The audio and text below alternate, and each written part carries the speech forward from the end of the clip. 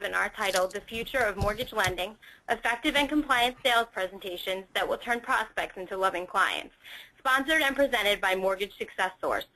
I would like to thank all of our webinar attendees for taking the time out of their busy days for this very valuable and informative webinar in our ongoing series of webinars. I would especially like to thank today's webinar sponsors and presenters, Mortgage Success Source and Maximum Acceleration.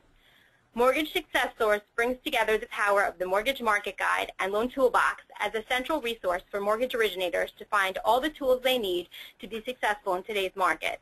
They are committed to providing you with strategies, information, and practical resources that help you work smarter, increase your loan volume, and generate leads. Maximum Acceleration is a professional coaching company built around the model known as the Business Planning Tool, which is organized by the Pyramid of Success. This model contains over 56 individual goals and over 3,000 action items that allow them to build a custom development plan for each of their clients, allowing their coaches and clients to focus on tactical skills, development, and refinement that will yield dramatic results. We are lucky enough to have two presenters for today's webinar. Todd Ballinger serves as President of Sales Solutions at Mortgage Success Source. He has 23 years experience in the financial services industry as a licensed securities, insurance, real estate, and mortgage lending professional. Todd is considered an industry pioneer in the area of capital market and credit market convergence and has published courses on lending and equity management currently approved for realtors, appraisers, builders, and lenders in over 42 states. Todd is a two-time Inc. 500 winner, a three-time KPMG Fast 50 winner, and the 1998 North Carolina Mortgage Lender of the Year. Todd was awarded the 2003 40 Under 40 Award by the Triangle Business Journal in North Carolina as one of the top 40 young leaders. Todd has a business degree from the University of North Carolina. He is the author of Borrow Smart, Retire Rich. Eric Janesco has served the financial services industry for over 10 years. In this time, Eric has succeeded in origination, management, wholesale, training, and coaching roles. As an originator, Eric closed a career of 436 loans in 4.5 years and over 2,600 wholesale originations in 3.5 years through the sales techniques he now shares with clients. In January 2006, Eric shifted his focus full-time to his true passion of helping people achieve massive success. His workshops and presentations are based on hands-on research in the areas of proven sales systems and performance acceleration strategies for both individuals and organizations. Eric shares only truly proven strategies that have been refined in the laboratory environment of coaching several of our industry's top performers. As a featured speaker at leading industry events, including Business Plan 2007 and 2008, he has had the great honor of helping to create incredible success for all attendees. Eric's #1 passion is for helping all clients live a better life and achieve performance levels beyond their wildest imagination. Before I turn the webinar over to these presenters, I would like to conduct a brief poll with these 3 survey questions. Please respond by clicking your choice on the screen, and I will report the results of each poll as it's closed. So I'm going to put that first poll question up right now. And that first question is, have compliance changes impacted your marketing? I'll give you a few seconds to answer that.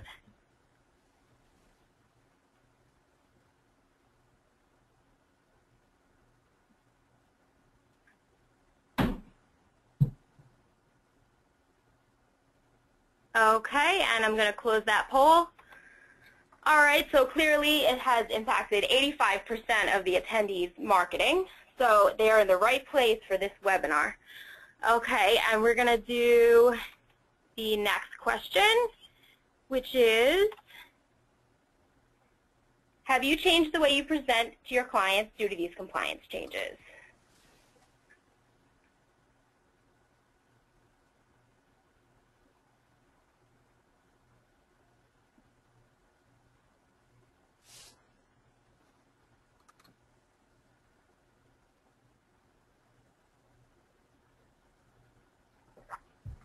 All right, it seems that 85% and 15% is a common split for these polls.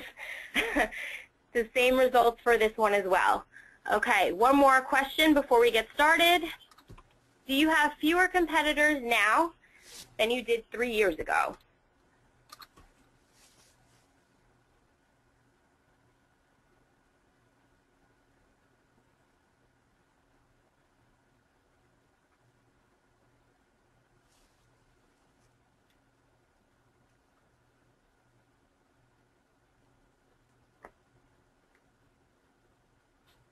Okay, and we're going to close this poll as well.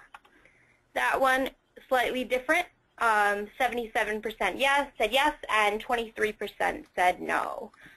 Okay, thank you for participating in these polls, and it gives me great pleasure to introduce you to today's webinar presenters for the Future of Mortgage Lending, Effective and Compliant Sales Presentations that will turn prospects into loving clients, Todd Ballinger and Eric Janesco.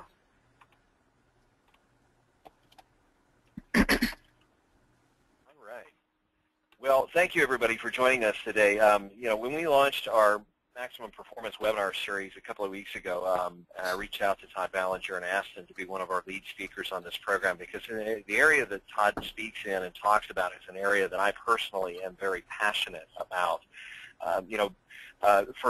Having been a student of the industry since 1996, when I got in the business, I always worked to try and create a better layer of advice and guidance and more value for a customer.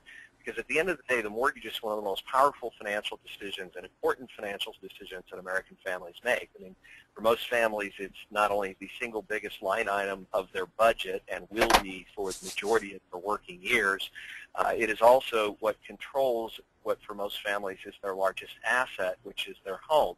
So one of the things we constantly work to coach our clients on is how to be more valuable to clients and in some cases be more deliberate and in some cases belligerent about educating them on how important of a financial choice that is. I mean, like for example, one of the very first positioning conversations that we introduce our clients to, our coaching clients, that they should be having with their borrowers within the first couple of minutes of making contact and starting to discuss the idea of potential new mortgage is that we really, as a group, as originator, we need to talk to our clients about stepping back and taking a look at the bigger, longer-term picture and how the choices that are made in the creation of a mortgage have a huge impact on a borrower's ability to achieve not only their goals for that home, but also their goals for anything else they might want to accomplish financially. I mean, think about it just from this perspective. I mean, you know, how many times over your career have you seen walk in and demand the 20% down and completely ignore tens of thousands of dollars in credit card debt?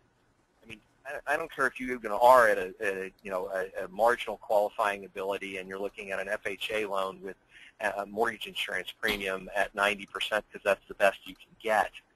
You're still a lot cheaper than 19% credit card debt. I mean, you know, by the time you add up total cost of interest rate and insurance and mortgage insurance premiums, you're at a quarter of what most credit cards charge.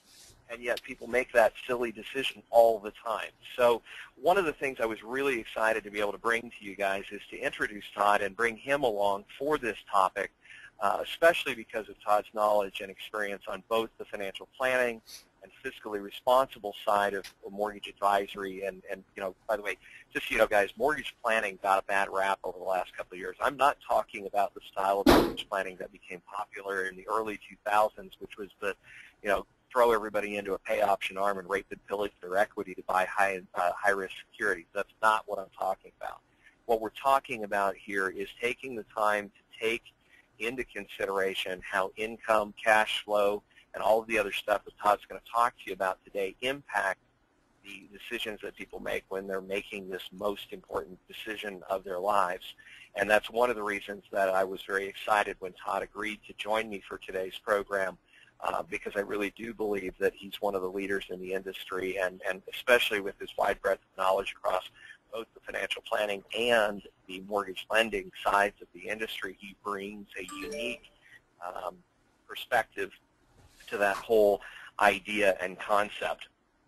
I'm going to kind of skip over the ideas and bios. You guys, Beverly, did a great job introducing us. At this point, I'd love to go ahead and just invite Todd on the call. I'm going to get Todd up here and get him running with the program, and then we'll leave some time for Q&A towards the end. But Todd, if you're ready to take off, I'm ready to hand the keys over to you and let you drive for a little while. How's that sound? That sounds great. Great. Thanks again for having me on the call today, Eric. We're excited as a company. Mortgage Success Source is committed to making good loan officers great and great loan officers unbeatable. So we're going to focus on our call today in two different ways. I mean, I could jump right into the skill set and what it really means to be an effective mortgage planner. As Eric mentioned, having started my career as a financial advisor and transitioning from financial advice to mortgage lending, I realized that the industries were not that different. And I felt like in time they would actually come together in a very meaningful way to where the role of the loan officer is not really that different from a financial advisor's role. The big difference is which side of the balance sheet you're choosing to focus on. Financial advisor is going to focus on the asset side of the balance sheet. The lender is going to focus more on what we would call the liability side of the balance sheet. And so what we're going to do is we're going to focus first on mindset and then skill set. And mindset to me is it's kind of that meat tenderizer to get your head thinking a little differently about what your role is really becoming today because of some of the things that have happened and how it might change over the next couple of years. Because I think if you can have a feel for that, you're going to be able to adapt more readily and be much more effective in how you're perceived in time. Some of the people that we've worked with over the last couple of years on some of these same things we're going to talk about today have actually seen an explosion in their personal production because they're now working with CPAs and financial advisors. We did an interview last week where a loan officer was getting 75% of his business now from financial advisors, and that's because they're starting to learn how to think about what they do differently, and that really resonates with other financial professionals. So realtors are obviously going to be a big part of your business going forward, but so will financial advisors and CPAs. And if you think the first person that someone calls is a realtor when they're going to buy the house, think again. You're going to talk to your financial advisor about that first. In many cases, they would get the first call. The realtor would get a call after they've decided where that down payment's coming from and what they're going to be doing. So as we go through this today, I want to give you a formula for consideration, and I hope you'll be an active listener. And what I mean by active listener is take some notes, get a piece of paper out if you haven't already and a pen, and start jotting down some notes. There's going to be a recording available of this after our call today. But hopefully if you take some notes, some certain things may really stand out for you. So we're going to be talking about things that hopefully impact your beliefs today. We're going to talk about some things that may even impact your attitudes about what you do in your business. And we're going to talk about skill sets, things that can actually have an impact on your behavior, how you interact with clients and prospects and referral partners. And there's only really one reason to do that, and that is we're ultimately focused on your results. We can help you be more effective in what it is that you're doing, whether that's increasing your conversion rates or generating new business opportunities. We find that ultimately your results are a function of your beliefs, attitudes, and behaviors. If you don't like your results today, you need to first look at your behavior. What are my behaviors? How am I behaving? Secondly, my attitudes about the business. If I really hate compliance or I really don't like a certain thing, that's going to impact my business and ultimately at some level my beliefs. What is it that I'm really doing? Am I selling products or am I solving problems? That's a belief that in some of the loan officers that we worked with in transitioning their business to be more of what we think of as, I don't use mortgage planning, I use liability advisor, because I think it better separates you mentally into their financial advisors and their liability advisors, and that's what I do. And that could be a realm of mortgages and, as Eric mentioned, credit card debt and other things, but ultimately think of yourself as a liability advisor. And in shifting from selling products to solving problems, you're going to be in alignment with the compliance, the CFPB, the SAFE Act, and a lot of these things that are coming down the pipe today. When we look at compliance as a definition, because that's something we have to consider, I looked up the definition, and it's frightening. You know, when you first see it, compliance is the act of conforming or yielding, a tendency to yield readily to others in a weak or subservient way, conformity and compliance with orders, cooperation, or obedience. What person on this call would like to be someone that has to yield to others or be weak in a subservient way? The very nature of compliance, unfortunately, has a very, very negative connotation to it. yet it is becoming a very, very real part of our world. When I talk to people about the future of the lending industry, it's not that I have this crystal ball. It's just I watch the financial planning industry go through the exact same process over about the last 10 to 12 years.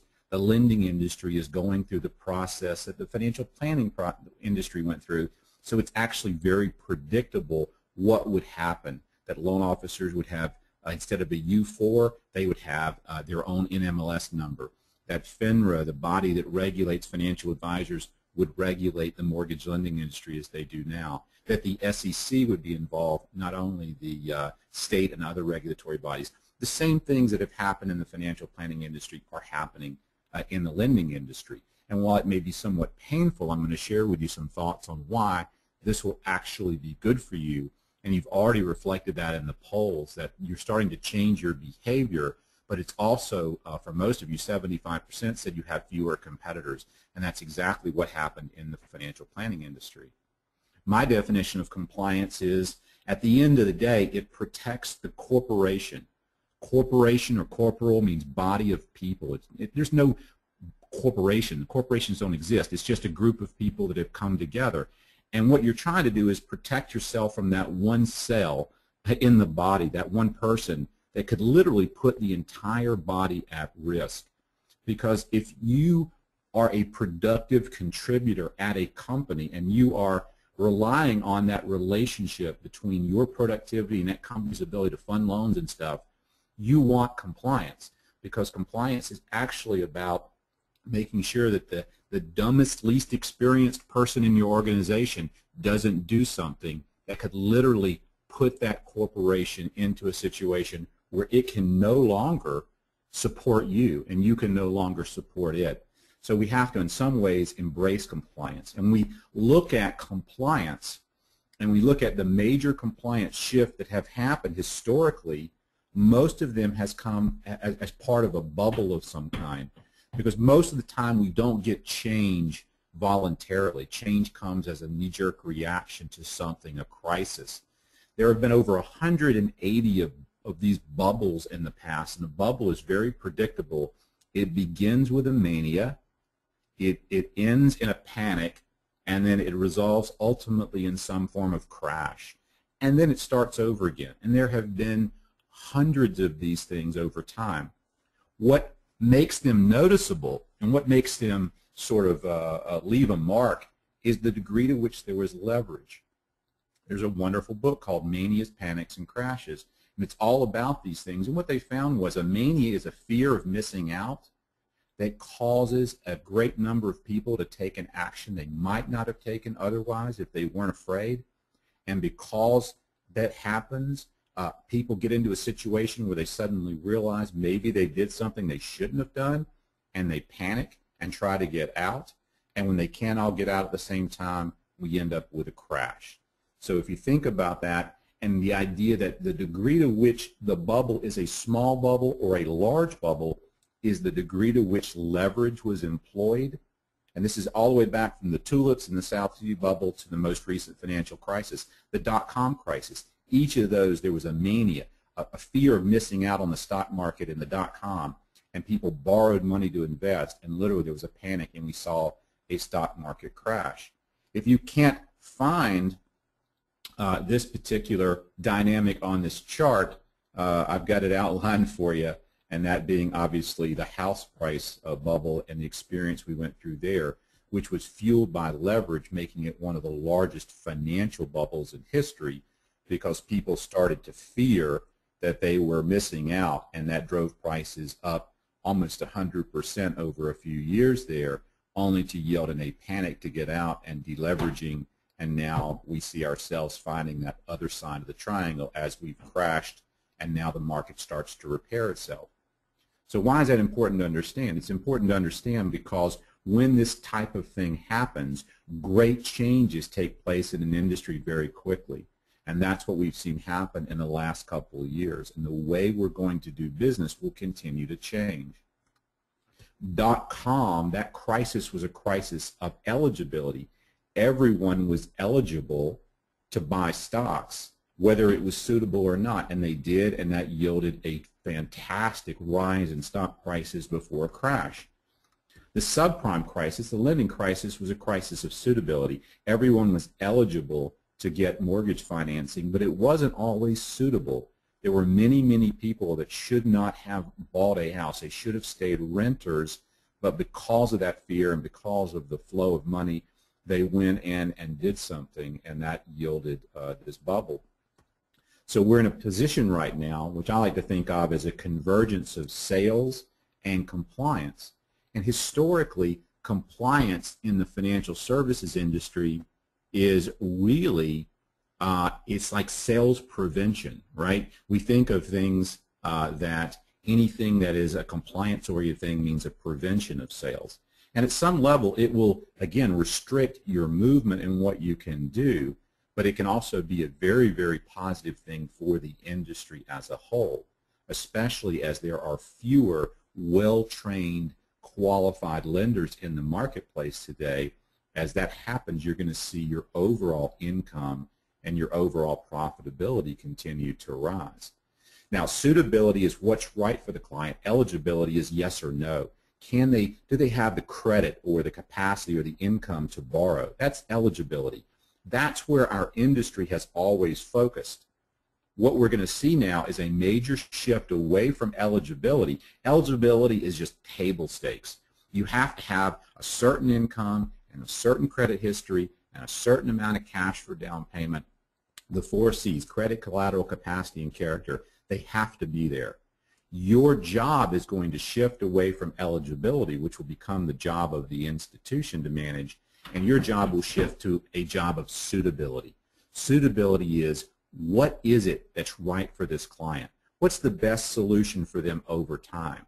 How do I clearly communicate to that consumer and document what their need was and that I provided them the best overall solution? In the financial planning industry, when someone walks in with $100,000, there's not a lot of eligibility. You have money, you're eligible. Now, what is suitable for that client? What's the best use of that $100,000 to accomplish their goals over time? You'll be involved in both the borrowing decision and helping the client determine what to borrow, and I believe you'll also become part of the repaying decision, and the longer-term relationship will establish with that client, where it's not just the point-of-sale transaction to borrow, but helping them figure out how are they going to stay involved and how are they going to pay this thing off in the most efficient way over the next 10, 20, or 30 years. So this convergence around the lending transaction will have the institutions involved in providing training and content and tools and marketing, and the consumer is going to be looking for services and education and things that can help them, and you're going to see your role shifting from eligibility more to suitability. Now, we've got the CFPB, we've got many different groups that I'm sure many of you are familiar with. If you don't know what the CFPB is, then take some time to go to their site. It's a Consumer Financial Protection Bureau. Groups like this are becoming incredibly well funded. They're now recruiting on college campuses to hire new young blood for auditors and whatnot. And I love this quote by George Bernard Shaw, that all professions are conspiracies against the layperson. And so in a way, the approach that CFB is taking to this whole challenge is, how do we do a better job as an industry policing people who have focused on selling products instead of really providing good financial advice to these consumers? And a lot of that energy right now is focused squarely on the lending industry. Now, compliance, as we start to shift away from what is compliance, again, compliance to me is a form of Veritas. Now, Veritas is something that's often defined as truth, but Harvard defines it in a really unique way. It's on their jerseys, their logos, and their slogans, but they say Veritas. The way they define it is Veritas is the star by which you steer to minimize the magnitude of our veering to one side or the other along our journey. You could call your journey life. You could call your journey right now the loan officer that is learning to become more than they ever thought that they would be in this industry. That's not about just pushing paper around. You'll maybe have very little involvement with the 1003 in the future. It'll all be done online and your team will process the paperwork. Your job will again be looking a lot more like other industries, say the financial advisor industry. So what is Veritas? If you think about loan officers, and if you're in a company with one loan officer or 1,000 loan officers, they all behave differently. And they have a degree to which they steer, right, the way they act and react over time. So you have a very, very wide range of behavior. So what is compliance? Compliance is really creating a series of rules. It's looking at how do we present as a company? How do we market as a company? How do we make sure that that one guy with an Excel spreadsheet that has 4 errors in the logic isn't someone that becomes part of a lawsuit or an investigation, and we as a company now put our entire well-being of all of our loan officers at risk? How many of you guys know other people in your company that present things maybe improperly, bad math or bad logic, or they're marketing and they're sending things out that don't have APR disclosures, don't have the appropriate company branding? So a compliance as a department or as something within your company is essentially creating some railroad tracks so the train can run very efficiently, but it can't go where it shouldn't.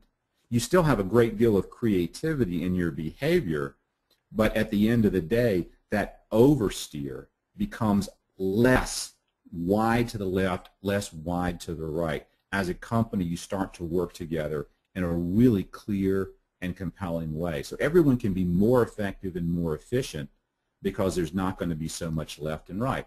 That's a big function of the way we see compliance unfolding in the financial planning industry and the lending industry. And all of this creates opportunity. There's tremendous opportunity that comes out of this process. Traditionally, when you think about the definition of opportunity, you know, your point of maximum financial risk is actually at the point where it's most exciting to be in the business. It's the point where things are literally thrilling and almost euphoric. You could say the refinance industry is getting close to that right now. The purchase industry is way over here on the other side. The point of maximum financial opportunity is the point when things are the worst. There's a lot of despondency, depression, hope starts to kind of reign supreme, and there's even relief. And in the housing industry, we update this each month in our market update that we do. We're starting to see relief and even optimism in the housing industry. But I always like to think about this in your overall business as an originator or as a manager of your company. A loan officer might find himself in one place, a branch manager another, a company CEO in another. But ask yourself, because if you're finding things right now are out of control, thrilling, and euphoric, you need to be thinking about the future, because that's when the business is at its greatest risk. If you find that you're really struggling right now, you may find in your own career cycle that this is the point of maximum financial opportunity as you move through this cycle and really start to develop your business and your craft in a whole new way. So one of the things I want you to think about is, are you a salesperson or an advisor? And what's the difference between a salesperson and an advisor? Both may ultimately sell product. You could say one may even sell more than another, but what's the difference for you? If I said, what a great salesperson, and I showed you this picture of a doctor, would you think of a doctor as a good salesperson? Would you want a doctor who was a great salesperson? When you were going into an operation, let's say, that was important to you, would you tell your friends, man, they use the Indirest fingertip scalpel and the new suture cut needle clips to close me up? Is that the type of experience that you want? One of the exercises that we often do is we ask a loan officer to think about their business. If your business was that of a profession such as a doctor, how would you run your practice differently? How would you approach your consultations with your clients? How would you act differently in your front office and your back office? In other words, how would you want to be perceived by that consumer? Does your consumer view you as a salesperson or an advisor? Said differently, are you selling products or are you solving problems? Because if you sell products for a living, then your fate is tied to the products that are made available to you by your lender, by the interest rates that are made available to you by the market. You're going to find that you get whipsawed up and down all the time. If you shift a belief that I'm an advisor in the problem-solving business, that's what I am, you will never, ever be unemployed because there are always problems. In 20 years that I've been in the lending business now, there have always been problems. They're different. They were different when my company was shifting from a 7% interest rate environment to a 9.5% environment. I talked to a large public company the other day that their average loan officer has been with them for 2 years. They do billions monthly in business, and their average loan officer's got 2 years experience because they're a telesales-focused market. I mean, think about that. These guys and gals have never seen interest rates above 5%. It's a different problem, right? But if you think about what you do as being in the problem-solving business, you will always be in business. So that's a shift in perspective. You know, if I'm sitting down with my doctor, I want him to ask me what's the problem, and I want to ultimately know they did the surgery and I feel better. I don't need to know exactly what was done. I just want to know that I feel better. What's the problem? I want to reduce my interest rate. Why do you want to reduce your interest rate? Well, because I'd like a lower payment. Great, I understand the lower payment. Me too. What would you do with that lower payment if you had it? Gosh, if I had a lower payment, I would probably save a little more, and I'd like to put away some money for college. Great, do you have a plan for saving that money for the college, for the future? Well, I don't. Well, let's look at seeing how much we can save you first. Maybe we can connect you with someone that can help you with that. You become a consultative advisor to that client. You help them resolve their problems. You help them to understand what their problems are. Most people don't know what their problems are. They focus on things like interest rate because we don't, as an industry, we've never really been trained to think about how do we help people understand what their problem really is, and then how do we help them feel better. In the financial planning industry, there's a model, and I've kind of put it here on the screen for you to think about, and I've said financial advisor and liability advisor. You know, at the beginning, if a company could acquire clients without you, would you be there today? If your company could get all the clients that you generate today without you, they probably would. So at the heart of what we all do is we have an ability to acquire clients that our company doesn't have, and that's why we're there. Now, in the financial planning business, the cycle of a financial advisor is once they have they've acquired, they document the needs of that client very specifically, they develop a plan for that client, and they present that plan to the client. And once that plan's been presented, if that client says no, they can go acquire new clients, or they could revise the plan in some way. If the client says yes, they would then move through the process of actually implementing that plan. This is the area that we are focusing on this call and in the industry right now to say the lending industry needs to mature dramatically to catch up with the financial and planning industry. We need to do a better job documenting the needs of the client because it's being required by the regulatory bodies. We need to do a better job of developing a plan for that client, and we need to do a better job of presenting that plan. If we do that, which we're being required to do that by the regulatory bodies, that the powers that be, but ironically, if we do what they're asking us to do, we'll actually have a happier customer, and we'll have more customers that say yes, which means we have higher origination and lock pull-throughs, we have better overall lending processes, and we have higher closing rates for the loans that we do. And if we do that, we'll have an opportunity to conduct reviews, which will start to have an impact on our ability to acquire more clients through referrals, because people refer people that provide good advice.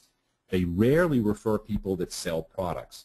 If you go buy an insurance policy, it's unlikely that you're going to call your friend and say, I just bought this great insurance policy. You've got to go talk to Rick. but you provide good advice. This guy just helped me figure out how to pay my house off in 21 years without changing my payment. It was really cool. Man, he gave me some great advice. People want to know about that. They want to be referred. So we're going to go big picture here, and then we're going to drill down and give you some practical examples. If we look at all of the ages in time, the Stone Age, the Iron Age, the Agricultural Age, the Industrial Age, the Space Age, we're now in the Idea Age. One of the things that's happened consistently, and that is there have been these great shocks that have changed our industry dramatically. The Stone Age went to the Iron Age for a reason. The Agricultural Age went to the Industrial Age for a reason. But if you just take the Agricultural Age, 80% of our entire population was spent making food. That's what we did. We farmed. We produced food. In the Industrial Age, which was brought about by a change in technology, we now have less than 3% of our population producing 10 times the food that was produced in the Agricultural Age. So much, much fewer people producing a much greater level because of that productivity. So over time, these ages and these technology shocks and compliance shocks ultimately eliminate costly humans that were doing unproductive work, people that really weren't contributing.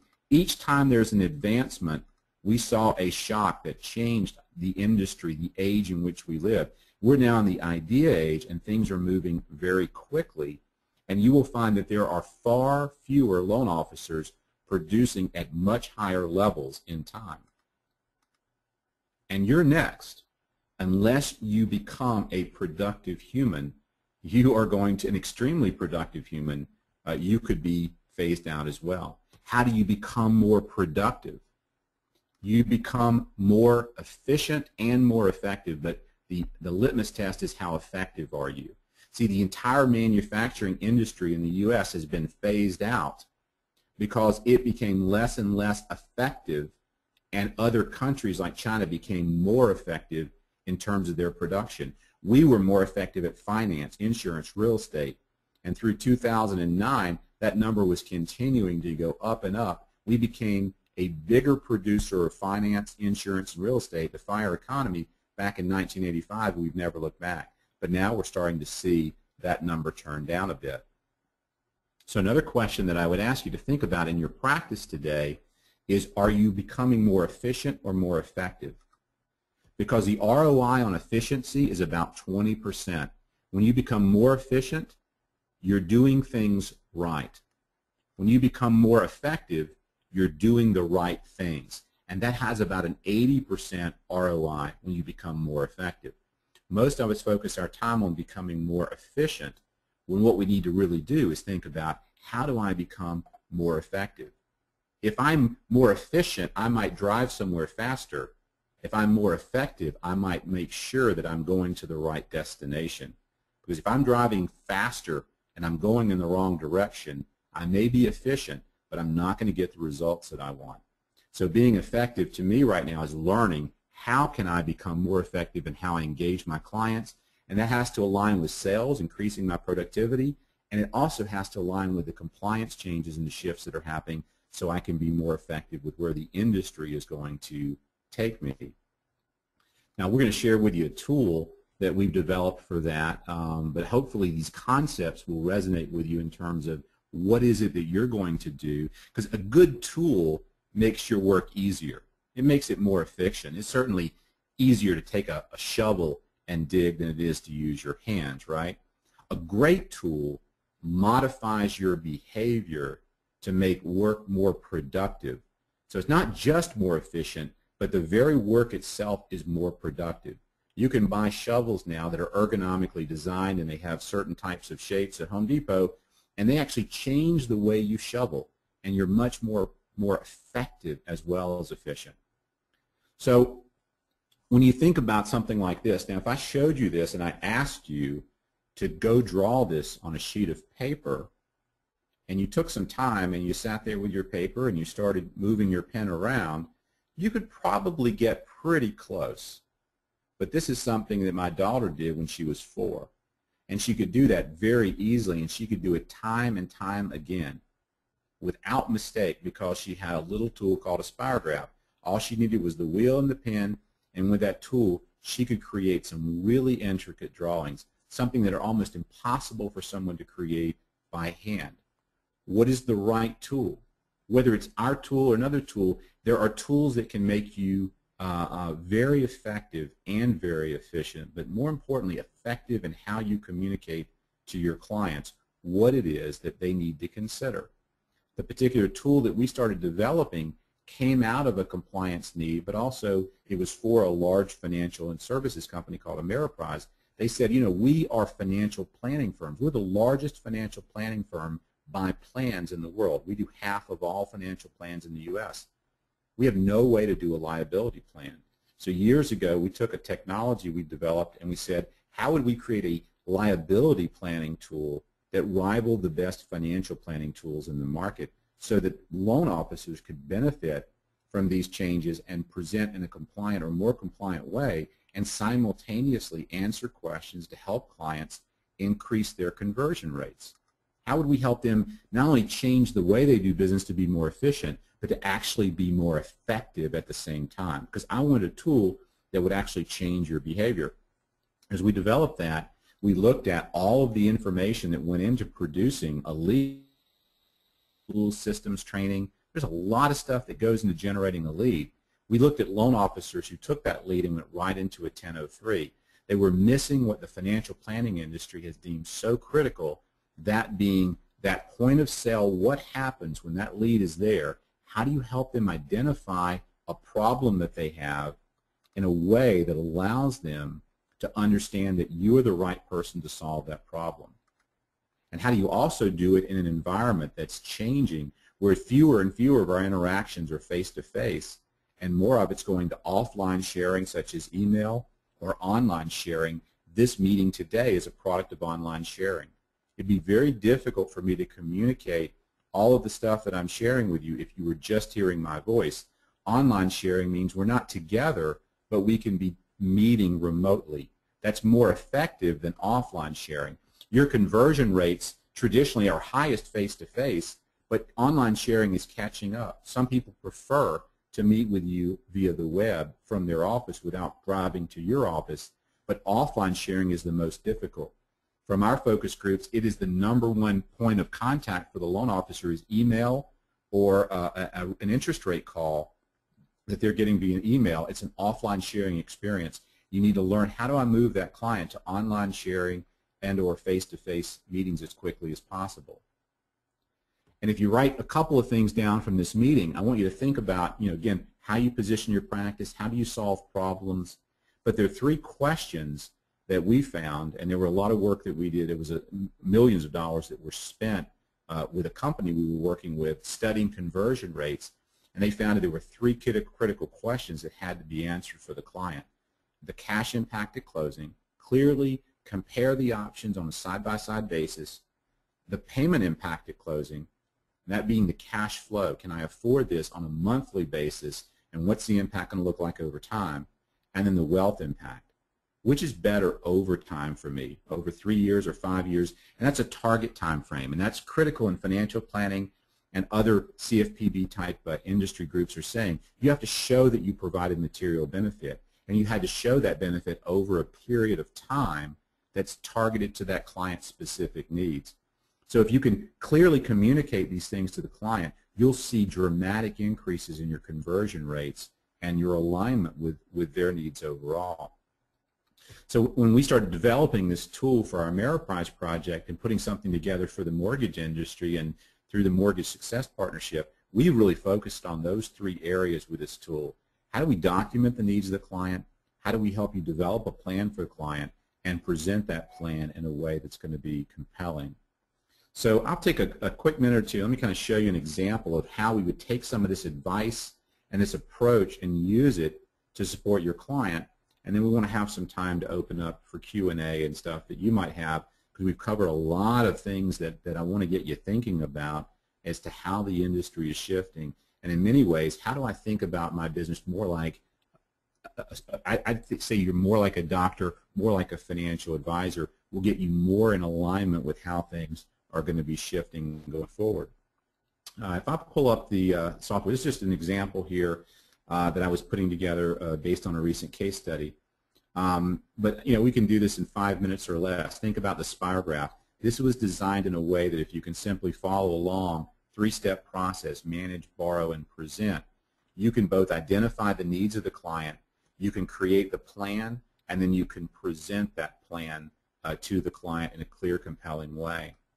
So I was going to type one up, but I want to have some time for Q&A. So let's just say you've got a client who's looking to refinance. They could refinance, they could purchase, they could rent versus own, et cetera. But it's a refi of their house on Main Street. I'm going to collect their name, their income, their tax bracket. None of these are required, but these are a couple of fields that I want. I don't need a whole lot of information. I don't need address and phone number unless I want to just have that for contact purposes. I do need their current liabilities. I can have an unlimited number of liabilities, as Eric mentioned. I could show mortgage and auto and credit cards, and I could do a full plan comparing all their liabilities and showing a strategy for how they're going to pay that debt off and stuff if I want to do that. We're going to keep this real simple. This client, if I look at the details, they have a $250,000 home. They have a 7-year ARM that they're already in. They took it out in March of 2009 at 5.5%. They owe $189. They're paying $1135 a month. Because it's an ARM, I need to know what was their start rate, when's that ARM going to start adjusting.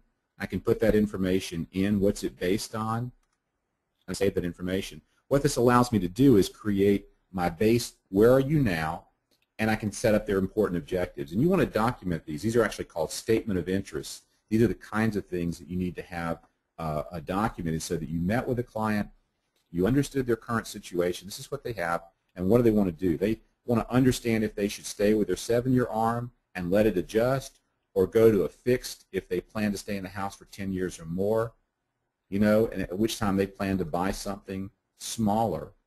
These are things I need to know through the questions I ask. What are you trying to accomplish? What's the most important thing for you to accomplish? If we were to work together, what do you want to do? And I like to ask I always ask those 3 questions. What about closing costs? What's important to you? Well, I'd like to have no out-of-pocket. Great. What about payment? What's important to you? Well, I'd like it to stay the same or go down. Great. What about wealth? What's most important? Well, I'd like to see which costs the least over time. And that time frame for them was 7 to 10 years. That's their time frame.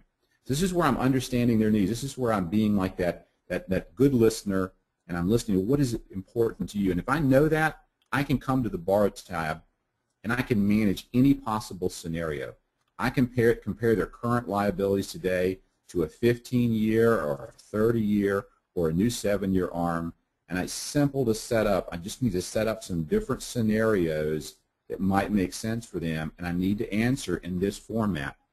When I say change your behavior, again, unless you've had millions of dollars to spend studying client psychology and things that they want, then we need to be able to learn. If you've got a better process, go for it. But this process is something we know can increase your conversion rates.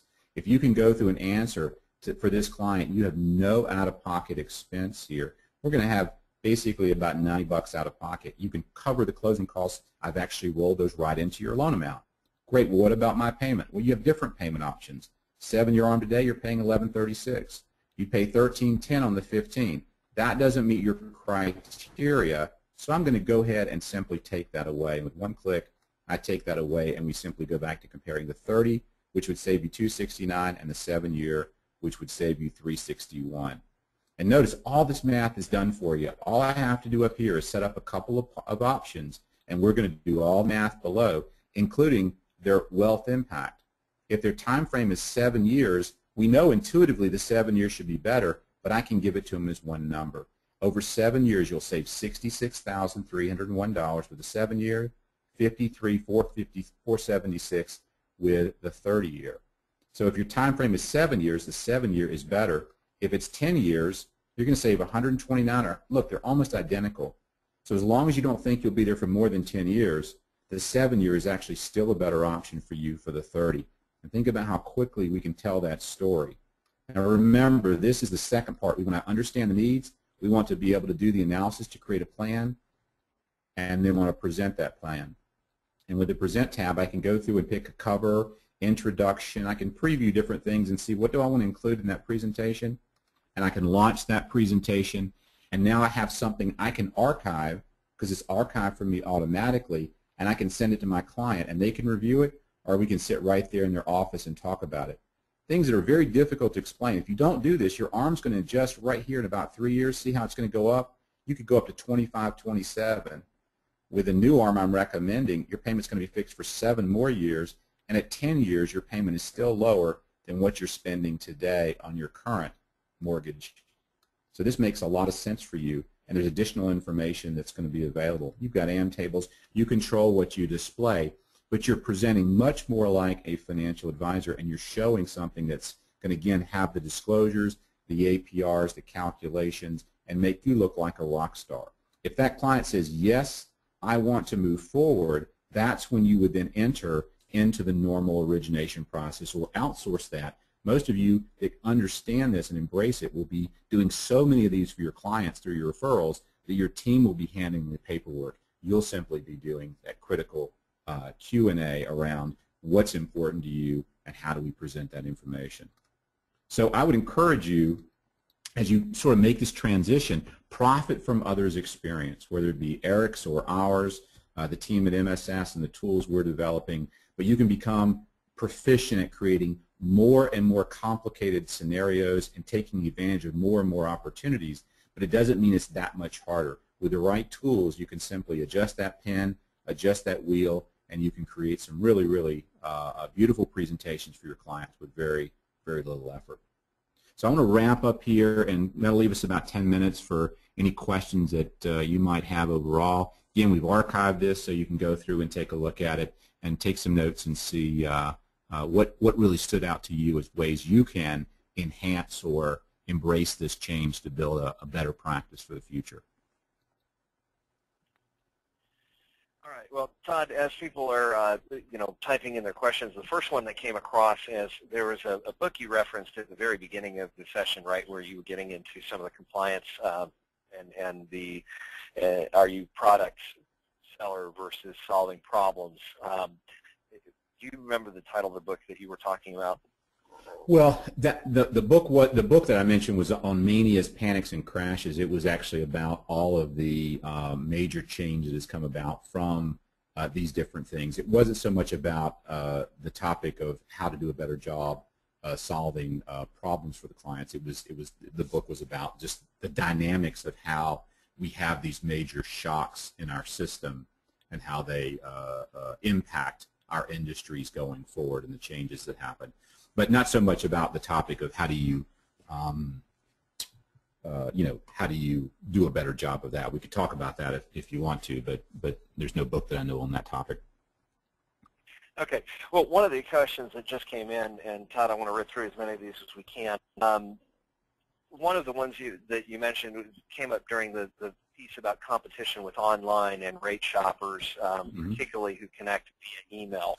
The question came across from one of the attendees that most of the contacts start with emails from rate shoppers. How do you convert an email-based rate shopper to a phone conversation, or even, as you've mentioned in this program, the direct? Yeah, so again, if companies can figure, I mean, one of the benefits or the ways of avoiding compliance is to eliminate all the uncertainty between the company and the consumer.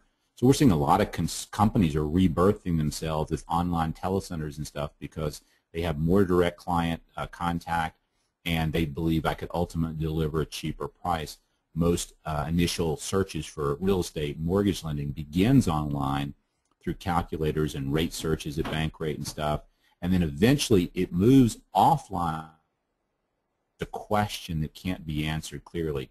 So think about it again. Your job, the biggest value you can bring to the consumer is going to be your ability to provide advice to them. If you get an email that comes in saying, what's your interest rate today, the worst thing you can do is to respond with the interest rate. Because again, you're commoditizing the value that you offer. You need to have some good, solid questions that you can respond with, such as, that's a great question. Which products are you clear about, or have you determined are appropriate for you?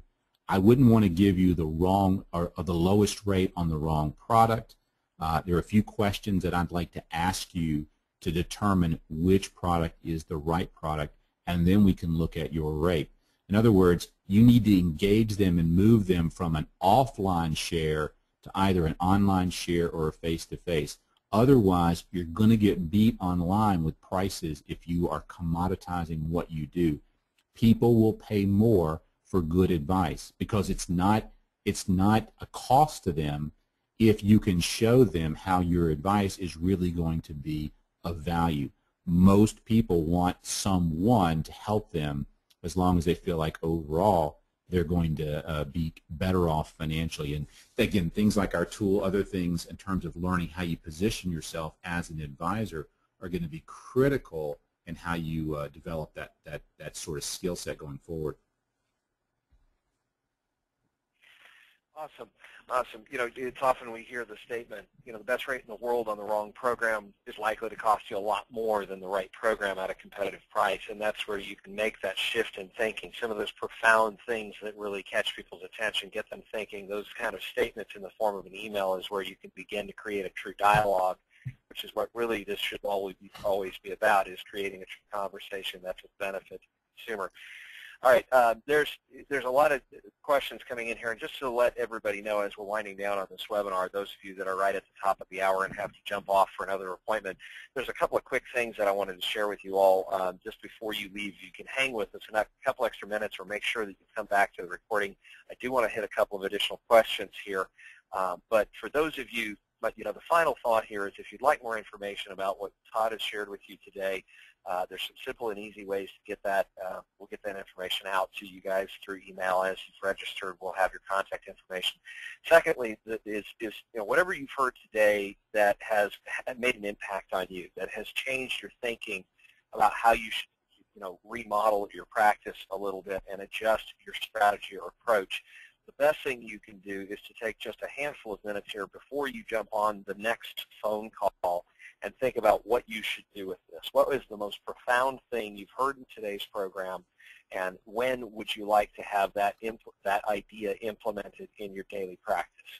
Set a specific course of action for yourself. Decide when you would like to have that action implemented and move forward with reaching out to the resources that can help you achieve that goal. There are a ton of questions in here, by the way. We're not going to have time for all of them. One of the other ones that hit, that kind of caught my attention is one that was asked. Let me scroll back just a little bit so I can see it as you guys are continuing to pop through questions. And let's see. The question basically reads, coming from a lead generation perspective, a lot of the clients get too hung up on trying to filter for the perfect loan, focused much too much on rate and product. Would you encourage lenders to broaden their filters and focus more on helping customers than getting the quote-unquote perfect loan? Todd, what's your advice in that perspective? Yeah, you know, it's kind of like there's Prince Charming, there's Job Charming, there's Loan Charming. I mean, you know, is there a perfect loan out there that's going to solve all their problems? That's the reason we do the closing cost, payment, and wealth, because I ask clients which of these is the most important. Because you guys know if you want the lowest closing costs, I can finance that in, but that's going to affect your payment. If you want the lowest cost over time, then I could do an interest only, right? Possibly to reduce your cost over time. But if you're, what's important to them? And so there's a trade-off, and so there's no one perfect loan. That's why it's more important to kind of help people, you know, you get price, quality, or service. You've heard that old triangle. Pick one. I'll say, you know, closing cost, payment, or cost over time. Pick the one that's most important, and that will tell us a lot about which product we need to go buy. But there is no one product that's going to solve all your problems. My job is to figure out what's really important, what's the most important thing for you to accomplish with this transaction. And if you can tell me what that is, don't you worry. We're going to go through and get you into the best product to solve that particular need. If you say it's got to be a blend of the three, then we can do that too, right? But if you can't have all three, you can't have the lowest closing cost, the lowest payment, and the lowest cost over time. Those three things are not going to all operate. Right, they're just simply not compatible. But ultimately, you know, what I'm hearing you say, Todd, is that yes, it is better to be a problem solver versus a product seller. And if you think about that for all of the attendees on the webinar and those of you listening to this on recording, think about how you could transition your business, because at the end of the day, refinance business is going to dry up. Things will get tighter eventually, and you'll be looking at a more competitive landscape, and it's the people who evolve to that layer of being a liability advisor that are going to stand out clearly beyond the competition from a value perspective. All right, just as we're trying to wrap up here in the last couple of minutes of the webinar, there was a couple of things that I wanted to share with you. Mortgage Success Source has graciously offered some gifts, and then I wanted to offer you some additional information and resources from the family of Maximum Acceleration. First of all, for any of you that would like more information about how to get set up on the system that Todd has shared with you, there is also an offer for a free 21-day trial that you can check it out and get some upfront guidance. If you're an individual originator who's looking to purchase it for yourself, contact Scott Remete with contact information you're seeing on your screen. For corporate inquiries, if you're talking about acquiring the tool for your entire team, if you're in a management or leadership position, contact Mark Tetris, and of course you'll see the information below. It's SREMITE@MSSLLC.com is for the individual MLOs, and Mark Tetris at MTETRIS@MSSLLC.com for corporate group account contacts. All right, last thing, if you'd like more information about how coaching can help you get to the next level and you're curious about what Maximum Acceleration offers, the best way we found to help you understand the value of coaching is to let you experience it. So be free, be welcome to join, ask for, or receive from us what we call our strategy session. You'll get an in-depth direct guidance on how you could implement some of the ideas and strategies from today's call in a one-on-one session with one of our coaches. There's no cost or obligation, just something that we have found to be the most efficient way to let you experience the value of coaching and then decide whether it's right for you or not. From there, like I said, the final pieces of putting, if you will, a neat bow on what you've heard from Todd today, and by the way, I want to thank you, Todd, as part of this conversation for sharing your ideas and value with everybody. I think that we've had a very idea-packed webinar. There's a lot of nuggets in here that I hope you all were able to catch and capture. I'd encourage you to catch the recording of this video. It'll be up on YouTube here in just a few minutes that you'll be able to get back to later. I'd encourage you to listen to it a couple of times again. Grab from it the nuggets, the ideas, the most valuable things you've heard in the program. Decide what you want to do with them and by when you want to have them up and running as part of your business. And then, if there's tools and resources you need to be able to make that happen for yourself, reach out to the people who have those resources available. Other than that, just wanted to quickly preview, remind you that this is part of a weekly webinar series that happens every day at the same, every week at the same time. Tuesdays at 11 o'clock Central, 12 Eastern, 9 Pacific, 10 Mountain. If you'd like information about future upcoming events and webinars, certainly go to our website, mxlcoach.com/webinars. All of these webinars will be free, and you're welcome to join us for future events. With that in mind, Todd, any final thoughts or advice or guidance that you'd like to share with people? No, I think that was a great closing. With things like this where you're presented with a lot of ideas, it's best to take one that really, again, stood out to you, something that you can say, okay, that was an hour, but I really remember that one comment. Start with that and simply ask some questions. How would I take and incorporate this into my business? Because your business is changing and it will continue to change for many years to come, but with that will come great opportunity. Absolutely. Well, again, Todd, thank you so much for your time today. Thank you for being willing to, share these wonderful ideas with us. I know that people who actually take this advice and implement something will get great results with it. And I encourage all of you who attended to certainly take that initiative to improve your business and to move to the problem solver side of the balance sheet, if you will, here. With that in mind, Beverly, if you, we'll let you kind of take the final wrap here. And then, Todd, thank you again for your time. You're welcome. Thank you. Okay. Thank you both, Eric and Todd. This concludes today's webinar. I would like to thank all of the attendees and, of course, today's presenters, Todd Ballinger of Mortgage Success Source and Eric Janesco of Maximum Acceleration. If you have any questions post-webinar, you can email Todd or Eric, and I'm going to actually post those email addresses in the chat section of this webinar right now, and I'll leave it open for a few minutes before we end the webinar. And once again, thank you and have a great rest of the day.